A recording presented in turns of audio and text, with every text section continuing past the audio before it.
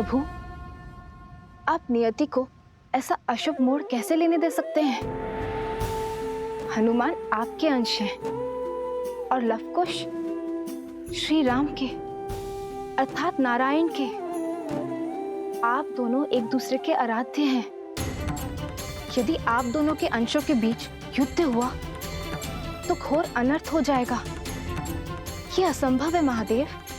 जिस मोड़ पर यह युद्ध पहुंच चुका है, कुछ भी असंभव नहीं है। ये सब संबंधों का खेल है। जहां एक और मर्यादा पुरुषोत्तम श्री राम अपने सिंहासन से बंधे, वहीं देवी सीता अपने वचन से बंधी हैं। पवन सुत हनुमान बंधे हैं अपने धर्म से, तो लवकुश जाने अनजाने में ही सही, वो बंधे हैं अपने माता पिता को पुनः मिलाने के कर्म से। धर्म युद्ध और कर्म युद्ध ना तो संबंध देखते हैं और ना ही भक्त और आराध्य का बंधन। यही तो रामायण है देवी, जहां धर्म और कर्म हर संबंध से ऊपर है। ये वो महान गाथा है देवी, जो आने वाले कई युगों तक मानव को धर्म संकट का अर्थ और उससे निकलने का मार्ग सुझाएगी।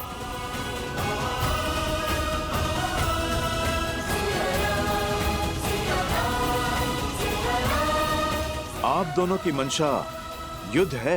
हमारी मंशा केवल आग्रह की है। आप हमारे उद्देश्य के बीच में मत आइए हनुमान जी। विश्वास रखिए, हम आपका अश्व खोजेंगे भी और लौटा भी देंगे, किंतु यज्ञ पूर्ण करने के लिए श्री राम को अपना निर्णय बदलना होगा। माता सीता को अपनाना होगा।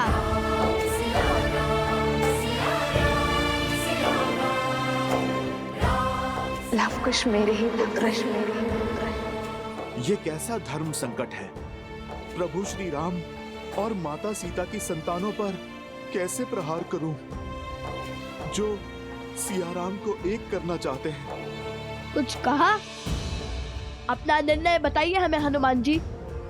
निर्णय आपको क्या बताऊं? सूर्य और चंद्र दोनों प्रकाश ही चाहते हैं, पर सूर्य न चंद्र का मार्ग काटता है और न चंद्र सूर्य का। अर्थात आप धर्म संकट को धर्म युद्ध ना बनाइए। आप बस अपना कर्तव्य निभाइए, मैं अपना निभाता हूं।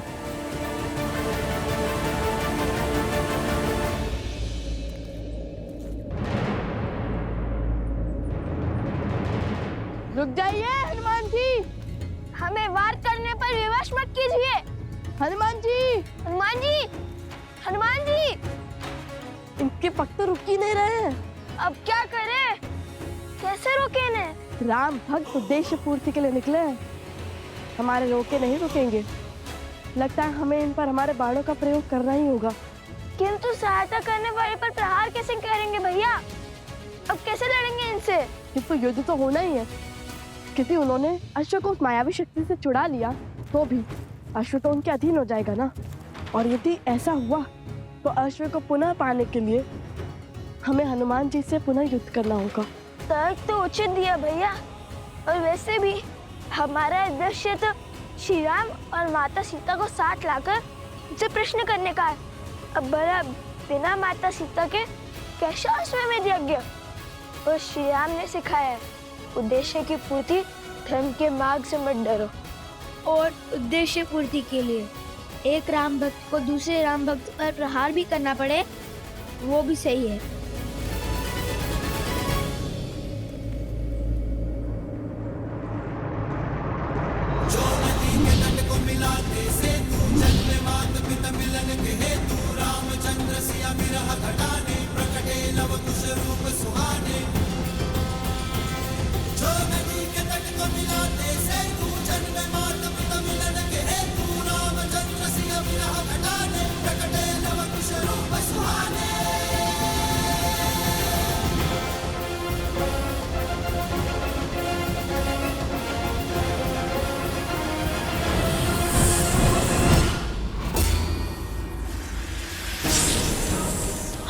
जी।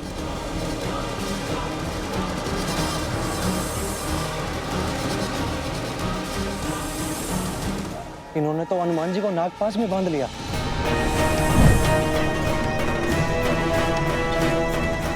हमें इस सर्प को भेजना ही होगा कुश। भयभीत ना हो हनुमान जी, हम अभी।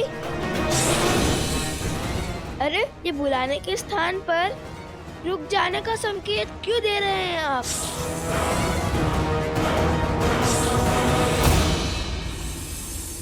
विद्यावान गुणी अति चातुर राम काज करिबे को आतुर प्रभु चरित्र सुनबे को रसिया राम लखन सीता मन। एक हाथ में सर्प का मुख और दूसरे में उसकी पूंछ। समझ नहीं आ रहा ये सर्प के बंधन में है कि इनके बंधन में सर्प। जय श्री राम। लाल देह लाली लसे हरधरि लाल लगू वज्र देह दानव तलन जय जय जय कपीसु। जिन्होंने हमारी इतनी सहायता की, ऐसे महाबली से कैसे युद्ध कर सकते हैं आप? बजरंग बली हनुमान जय जय महाबली। दुष्ट असुर, तुम्हारे पापों का अंत हुआ। बताओ, वो अश्वमेघ यज्ञ का अश्व कहां पर है और क्या किया तुमने उसके साथ? उत्तर दो। राजकुमार, उन दोनों ऋषि कुमारों ने हनुमान जी को नागपाश में बांध दिया है। पता नहीं हनुमान जी जैसे महाबली अजय योद्धा कैसे उनके पाश में फंस गए। अवश्य ही वो दोनों ऋषि कुमार असाधारण हैं। देख लिया भैया, वार्तालाप का परिणाम। हनुमान के बल पर संदेह करना मूर्खता है। अवश्य बात कुछ और है। तुम शांत हो जाओ लक्ष्मण, शांत हो जाओ। कैसे शांत हो जाऊं भैया? वो हनुमान जिसे स्वर्ग और नर्क की शक्तियां मिलकर भी नहीं हरा सकती, दो साधारण बालकों ने उन्हें नागपाश में बांध दिया। ये बात आपको साधारण लगती है, छोटी लगती है? अब तो अपने नेत्रों से दया का ये आवरण हटाइए भैया। मैं कब से कह रहा हूं कि वो दोनों साधारण बालक नहीं, कोई मायावी शक्ति है जो अब हमारे लिए संकट का कारण बनती जा रही है। मुझे भय है भैया कि कहीं हम अयोध्या के लिए किसी ऐसे संकट को तो आमंत्रित नहीं कर रहे जिसका कोई समाधान ही संभव ना हो। लक्ष्मण, तो तुम्हें लगता है कि मन में क्रोध और हाथ में अस्त्र रखने से समाधान मिल जाएगा? और आपको अब भी ये भ्रम है कि वार्तालाप से समाधान जन्म ले लेगा। नहीं भैया नहीं, हमें इस समय वो करने की आवश्यकता है जो सबसे आवश्यक है करना। गुप्तचर, हमें हनुमान के पास ले चलो।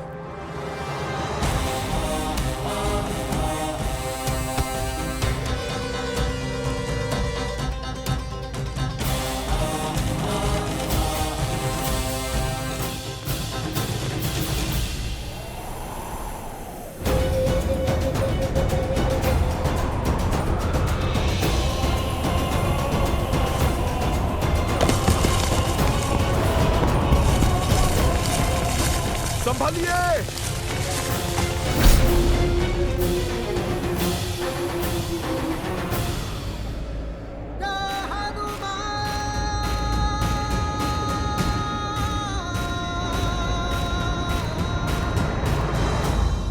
आप दोनों ठीक तो है ना?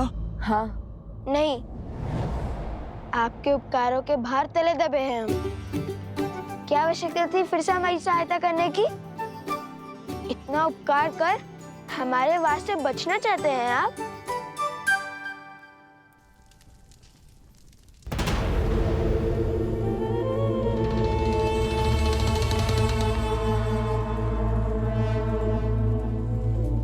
यहाँ खड़े खड़े सूर्य को क्यों ताक रहे हैं महाराज?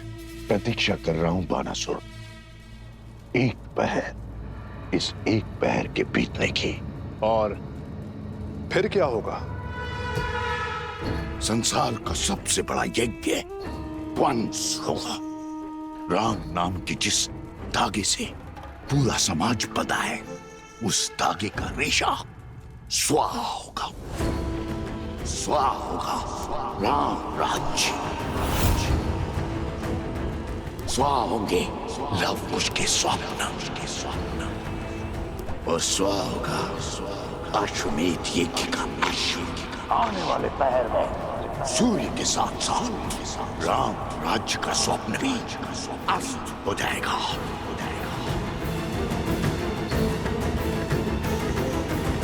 क्या हुआ? केवल इतना सा कार्य तो मैं भी कर सकता था महाराज। फिर मेरे स्थान पर आपने उस सर्प को क्यों भेजा? अश्व तो मैंने भी खोज लिया था।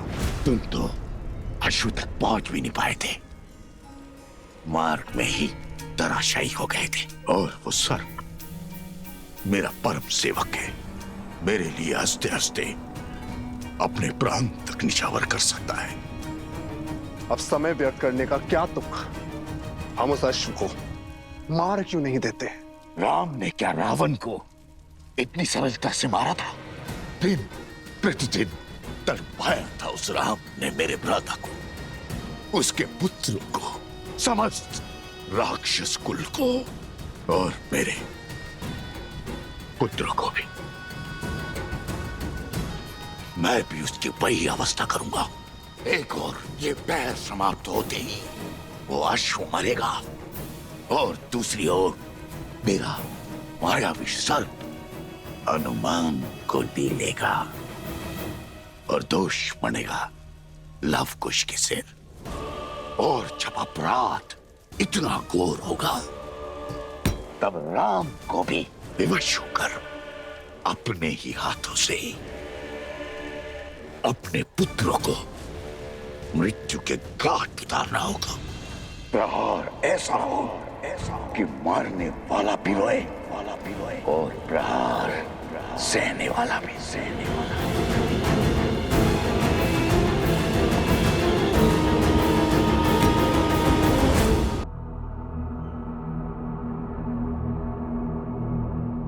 अरे वो सर्प तो अदृश्य हो गया। अत्यंत मायावी लगता है। माया और मायावी का अंत अवश्य होगा।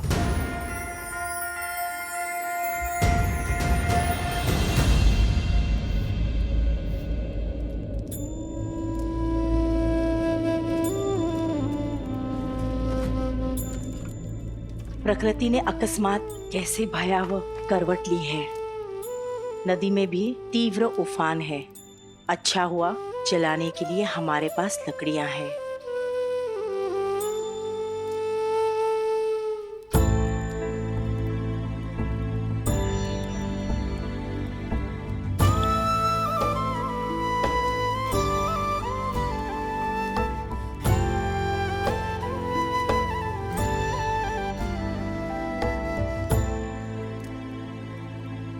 लवकुश,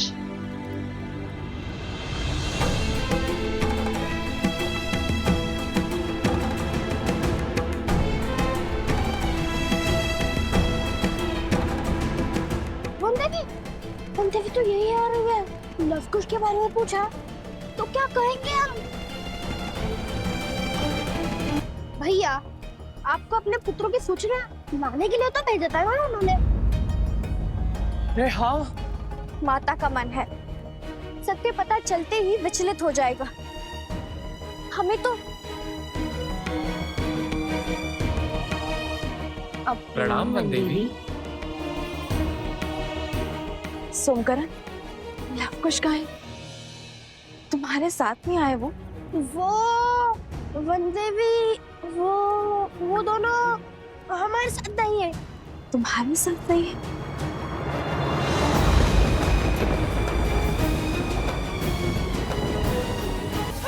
सर, नहीं। क्या? इतना बड़ा सर्प?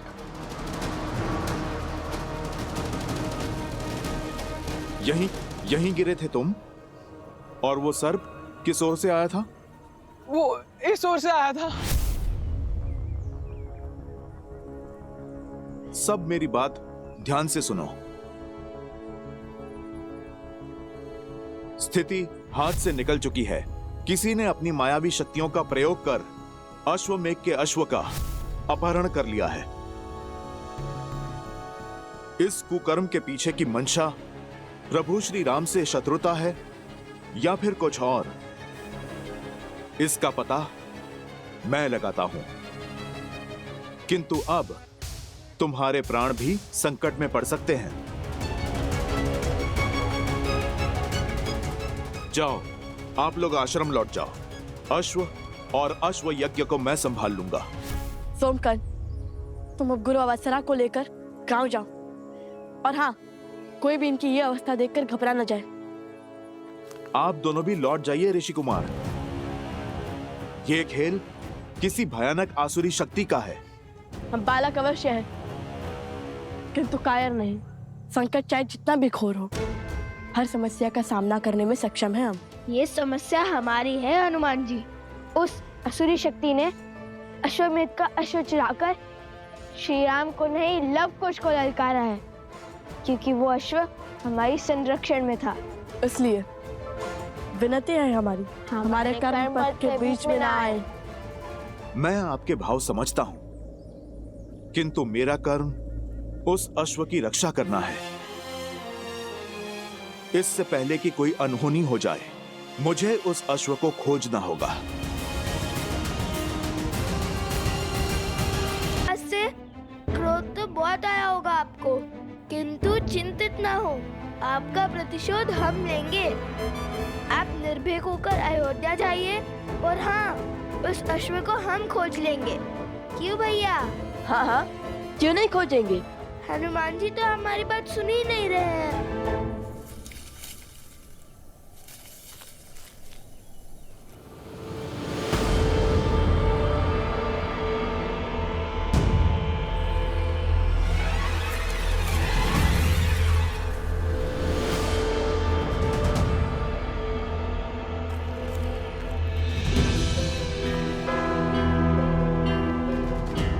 लगता है ये ध्यान मग्न हो गए।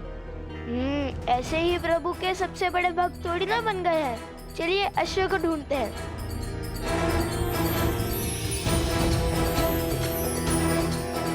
ये आपके नेत्रों को क्या हो गया है?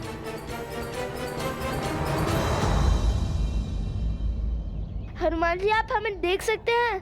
जो सामने है उसे भी देख सकता हूं, और जो छुप कर बैठा है उसे भी।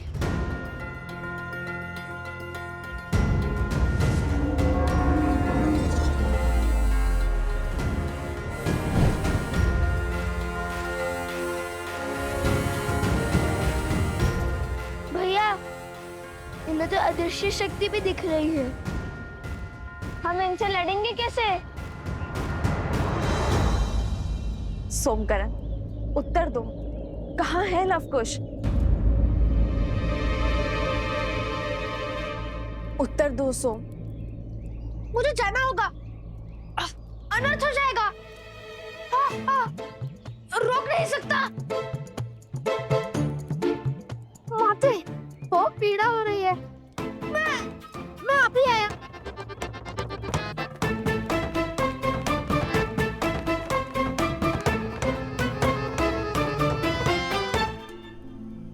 अवत्सरा, बोलो। वो वनदेवी, वो अब मैं बताती हूँ। वो लवकुश दोनों आश्रम से गांव की ओर गए थे, और वो हमारे साथ ही थे, परंतु अब कहाँ है हमें नहीं पता। वनदेवी, आप निश्चिंत रहिए, आपके पुत्र लवकुश दोनों सुरक्षित हैं। तुम लोग चलो, मैं आती हूँ। जी चलो। कुछ तो अनिष्ट घट रहा है, जिसे मुझसे छुपाया जा रहा है। ऐसा प्रतीत होता है जैसे कोई बड़ा अधर्म होने को है।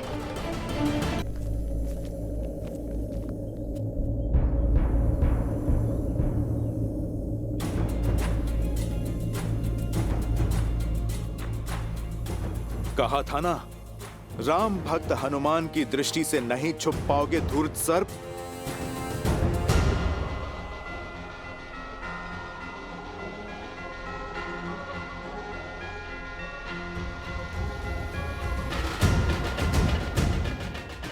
इसके मुख पर हंसी का क्या कारण हो सकता है?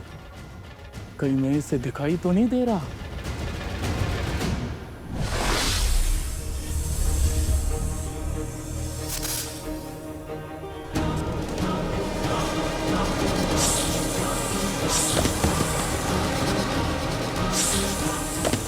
लगता है हनुमान जी ने उस सर्प को खोज लिया है।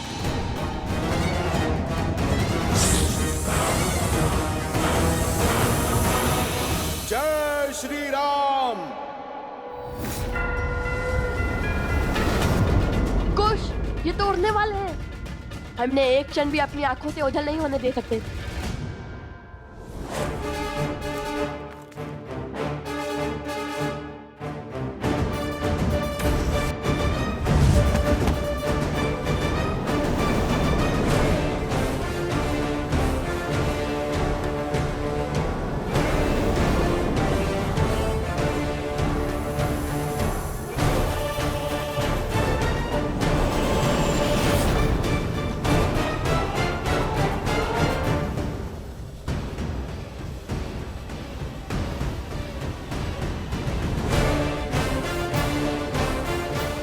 बच गए। नहीं, आगे देखो। बस यही वो स्थान है जहां हनुमान जी को नागपाश में बांधा था उन दोनों ऋषि कुमारों ने। अब कहाँ गए वो? जहाँ से वो लोग आए थे वो गांव पास में ही है। हो सकता है वहां लौट गए हों। नहीं, मुझे नहीं लगता कि वो वहां गए होंगे। और यहाँ आसपास केवल घना वन है। दूर उत्तर में अवश्य एक आश्रम है, भगवान वाल्मीकि का। भैया आप सब यहीं खोजिए, मैं आश्रम की ओर जाता हूं। चलो सारथी। लक्ष्मण,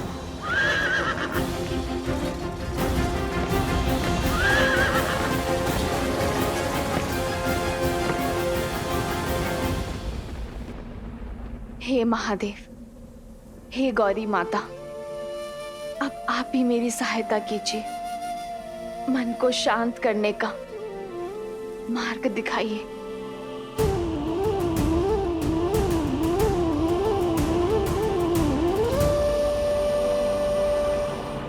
सीता, उत्तर तुम्हें यहाँ ज्ञात होगा।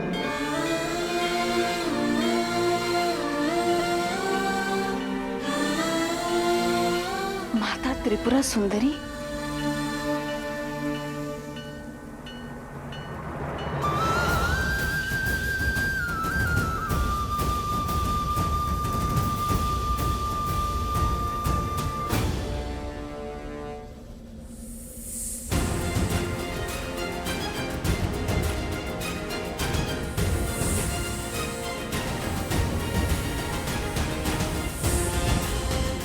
सर्प है या मछली, जल से बाहर ही नहीं आ रहा।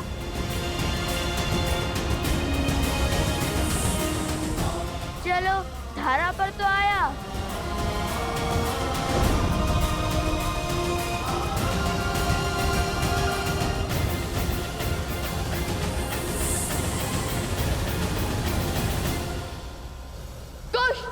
मां निषाद प्रतिष्ठां त्वयं गमः। मैं आ रही हूँ माता, आपके दर्शन करने के लिए। कालात् अधिकं शक्तिशालिनी।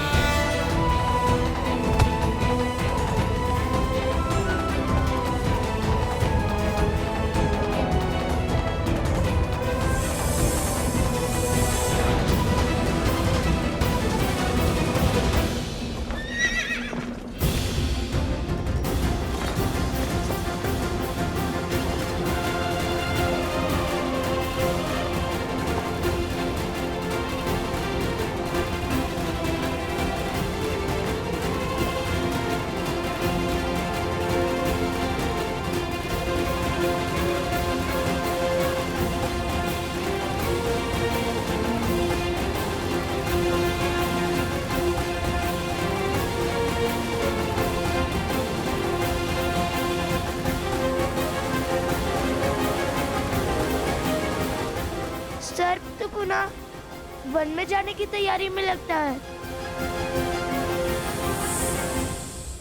मैं थोड़ा आगे होता तो सर्प के ऊपर ही कूद जाता। मस्ती है या माया जाल? इतने भयावह विचार तुम्हारे मन में आते कैसे?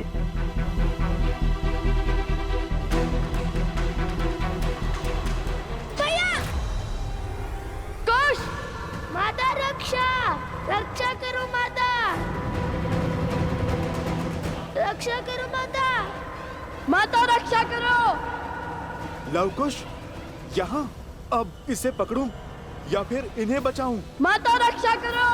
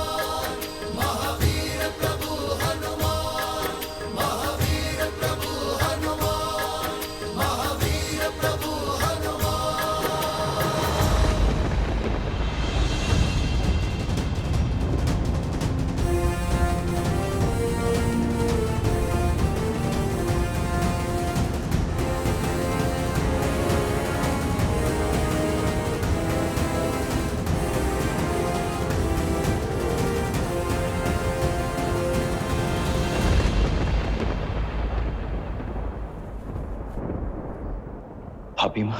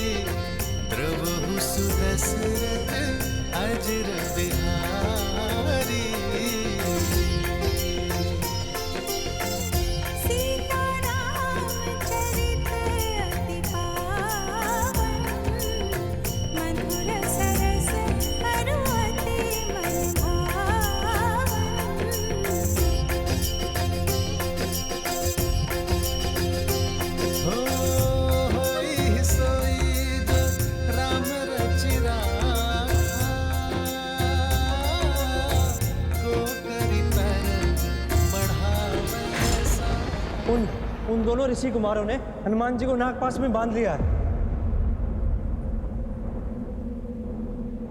हो रघुकुल रीत सदा चली आई,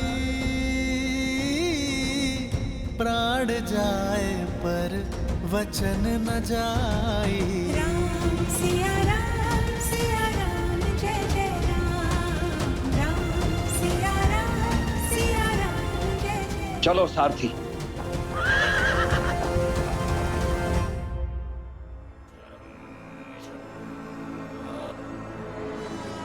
बस आधा पैर और शेष है। आधे पैर में वो अश्व और इस गुरुकुल का स्वप्न दोनों ध्वस्त हो जाएगा। आओ, इस शक्तिशाली राज्य की शक्ति छीनने वाला, स्थिर राज्य को अस्थिर करने वाला अकाट्य अभेद्य विष देता हूं। हर मन में उस विष को भरता हूं ताकि आशु के मरने के बाद लोगों के मन में क्रोध बढ़े, वहां राम अपने पुत्र से युद्ध करे और यहाँ अयोध्यावासी उसके विरुद्ध हो जाए। अयोध्या की भूमि पर इतना अद्भुत गुरुकुल निर्माण करने वाले ब्राह्मण देवताओं को मेरा प्रणाम। आयुष्मान भव। लीजिए, हमारी तरफ से थोड़ा दान स्वीकार कीजिए।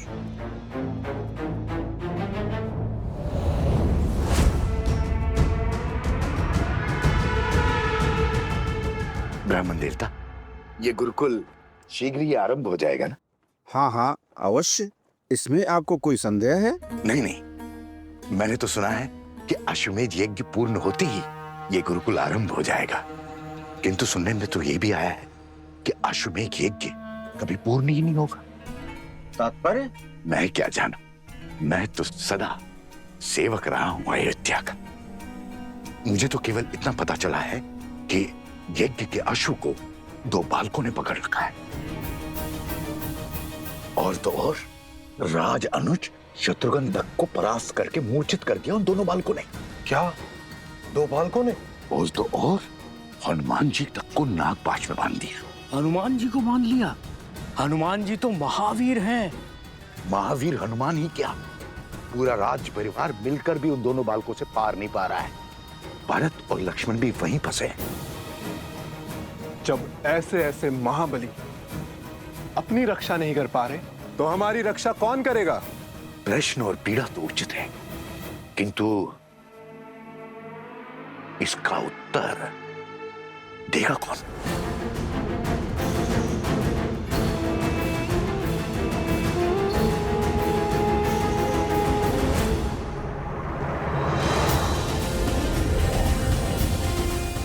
अरे हनुमान जी भूल गए, हम भी हैं यहाँ। आप सर्प का पीछा कीजिए, शक्ति प्रदर्शन नहीं। अभी तक हमने युद्ध का शंखनाद नहीं किया है, आप सर्प पर ध्यान दीजिए।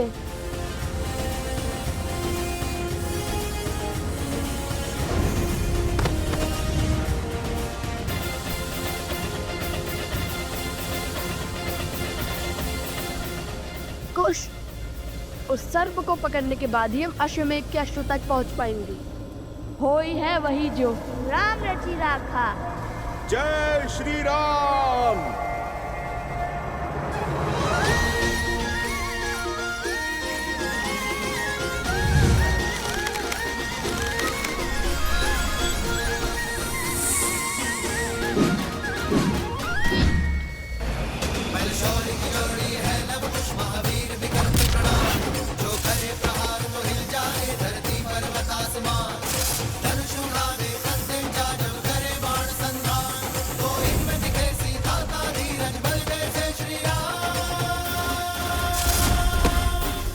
अद्भुत अद्भुत बालकों, अंततः आप दोनों ने सिद्ध कर ही दिया कि आप मेरे प्रभु।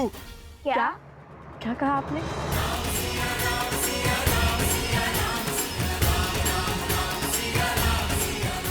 कि हम आपके प्रभु के सम्मुख जाने में, उनसे सामना करने में सक्षम है ना? हाँ हाँ, मैं तो यही कह रहा था। बच गया। जय श्री राम। चलो अब शीघ्र ही श्री राम को हमारे प्रश्नों के उत्तर देने ही होंगे, और यदि उन्होंने ऐसा नहीं किया तो सभी गुरुकुलों का कार्य समाप्त होने को महाराज। अब केवल शिक्षकों की नियुक्ति शेष है। हमें महाराज से मिलना है। नहीं नहीं, हमसे भेंट करनी ही होगी उन्हें।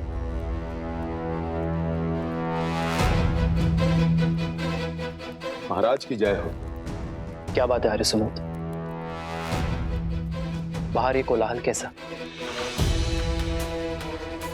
और आप भी चिंतित दिखाई दे रहे हैं। प्रजा में चिंता की लहर है महाराज। अयोध्या वासियों को अश्व के लुप्त होने का समाचार मिल गया है। सभी बाहर खड़े हैं, एक बार कृपया उनसे मिल लीजिए।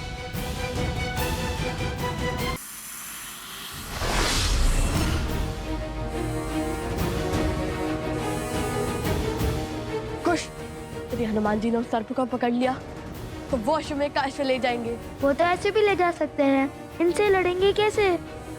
उन्हें रोकना होगा। हनुमान जी, हनुमान जी, हनुमान जी, आप विश्राम कीजिए, आगे की परिस्थिति हम संभाल लेंगे। अरे आप थक गए होगे ना हनुमान जी। वैसे भी वो अश्व हमारे अधीन था, तो उसे पकड़ना हमारा कर्तव्य होगा ना।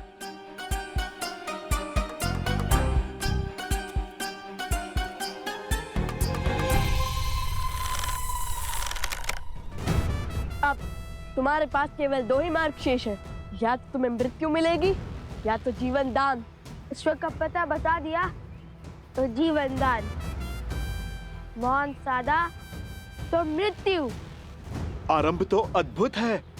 लगता है सच में संभाल लोगे? मायावी को मृत्यु का भय दिखा रहे हो? अपने स्वामी की सेवा ही मेरा उद्देश्य है, और उसके लिए मुझे मृत्यु भी मिलती है तो वो भी सही।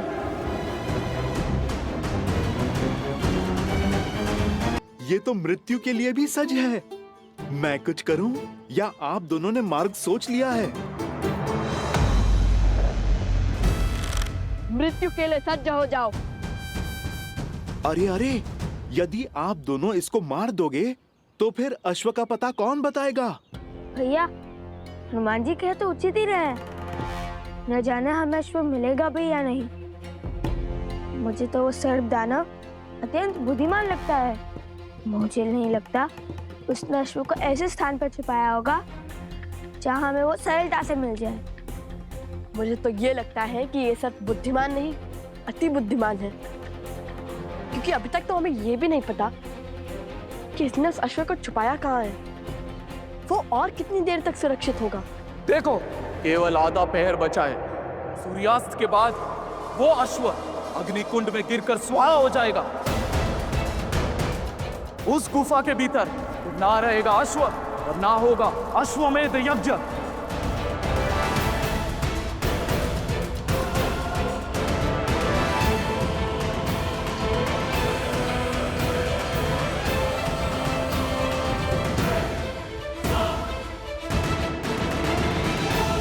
आधा पहर बचा है।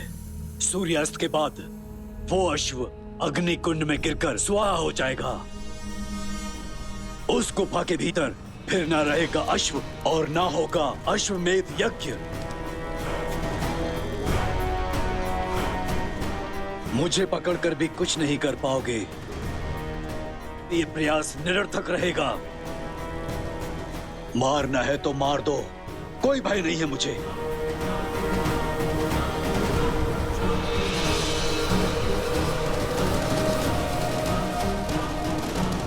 आखिरी बार लवकुश को हमने उस गांव में ही देखा था। उसके बाद से ना उनकी कोई सूचना मिली हमें और ना उनकी माता वन देवी का कुछ पता चल रहा है। किंतु एक विश्वास मैं आपको दिलाती हूँ, भगवान वाल्मीकि के इस आश्रम में कोई भी असुरी शक्ति पग नहीं धर सकती। लवकुश दो साधारण से ऋषि कुमारी तो हैं, जिनका मन प्रेम और तन साहस से भरा है। उनसे और उनकी माता से बहुत स्नेह रखते हैं हम सब यहाँ। और वन देवी, वो तो हमें साक्षात माता लक्ष्मी का रूप लगती हैं। आपसे अवश्य कोई त्रुटि हुई है राजकुमार।